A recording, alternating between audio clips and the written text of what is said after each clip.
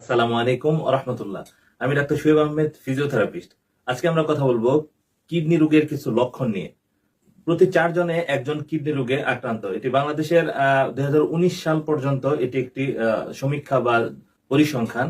এটি হয়তো সময়ের সাথে সাথে আরো অনেক বেড়ে গেছে। কিডনি ড্যামেজ হয়েছে কিনা এটি আপনি বোঝার ক্ষেত্রে সবচেয়ে বেশি যেটি আপনার উল্লেখযোগ্য তা হলো আপনি যখন পেশাব করতে যাবেন, পেশাবে আপনি দেখবেন যে আপনার পেশাবে ফেনার মতো উঠে গেছে। এটি সাধারণত কেন হয়? কিডনি আমরা জানি সাধারণত আমাদের যত পানি বা আমরা পানি পান করি সে যত ফ্লুইড আছে এটি ফিল্ট্রেট করার ক্ষেত্রে এই কিডনি মুখ্য ভূমিকা পালন করে থাকে। যখন এটি ড্যামেজ বা কোনো ধরনের এফেক্টেড হয়ে যায় তখন কিডনি ঠিক মতো ফিল্ট্রেট করতে পারে না। ঠিক সেই সময় আমরা জানি যে আমাদের দেহে খুব উপকারী অ্যালবুমিন, এটি প্রোটিন, এটি মাত্রার চেয়ে অনেক বেশি পরিমাণে বের হয়ে যায়। ঠিক এই অ্যালবুমিন প্রোটিনের কারণে সাধারণত পেশাবে ফেনার পরিমাণ বেড়ে যায়। 2 নাম্বার হলো মাসেল ক্র্যাম্প করা। আমরা জানি কিডনি সাধারণত আমাদের ফ্লুইড বা পানির যে ফিল্ট্রেট করার মাধ্যমে পানি বিশুদ্ধীকরণ করার কাজ করে থাকে। সেক্ষেত্রে যখন কিডনি ড্যামেজ বা কিডনি কোনো ধরনের এফেক্টেড হয় ঠিক সেই সময়ে ইলেকট্রোলাইট ব্যালেন্স করতে পারে না। অর্থাৎ আমরা জানি ইলেকট্রোলাইট ইমব্যালেন্সের কারণে মাসেল ক্র্যাম্প খুব বেশি হয়ে থাকে। 3 নাম্বার হলো আপনার হাত পা এবং চোখের নিচে আপনার এরকম ফুলে যাবে। এটি সাধারণত হয় তাহলে আমরা জানি যে কিডনি ফিল্ট্রেট যখন না করতে পারে তখন এটি পানির মাত্রা আমাদের দেহে অনেক সময় ফুলে যায়, বেড়ে যায়।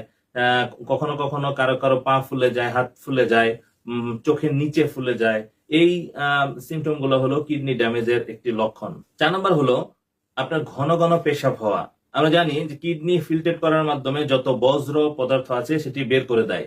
যখন আপনার কিডনি ড্যামেজ থাকবে কিংবা এফেক্টেড থাকবে ঠিক সেই সময়ে যখন আপনার পরিমাণ মতো বা পর্যাপ্ত পরিমাণে যখন বজ্র ফিল্ট্রেট না হবে, যখন বজ্র আপনার এখানে জমে থাকবে তখন আপনার কিডনি থেকে একটা সিগন্যাল আসবে বারবার যে তুমি পেশাব করো, পেশাব করো। তার মানে আপনার বজ্রটা যদি পেশাবের মাধ্যমে কিছুটা কমে যায় বা হয়ে যায়, এই জন্য একটা অ্যাবনর্মাল সেন্সেশন আপনার কিডনির ফিল্ট্রেটের জন্য এটি হয়ে থাকে। ঠিক সেই সময় আপনার বারবার পেশাব আসবে। 5 নাম্বার আপনার পেশাবের সাথে রক্ত যেতে পারে, ব্লাড বের হতে পারে। এটিও সাধারণত আমরা জানি যে অ্যালবুমিন প্রোটিন যেভাবে ঠিক মতো ফিল্ট্রেট না হওয়ার কারণে আপনার যেভাবে প্রোটিন মাত্রাতিরিক্ত বের হয়ে যায় ঠিক এরকম আপনার ব্লাড বের হয়ে যেতে পারে। এটি কিডনি ছাড়াও আর অন্য কারণে হতে পারে। আপনার যদি প্রোস্টেট ক্যান্সার, ইনফেকশন কিংবা টিউমার হয়ে থাকে সেক্ষেত্রেও হতে পারে।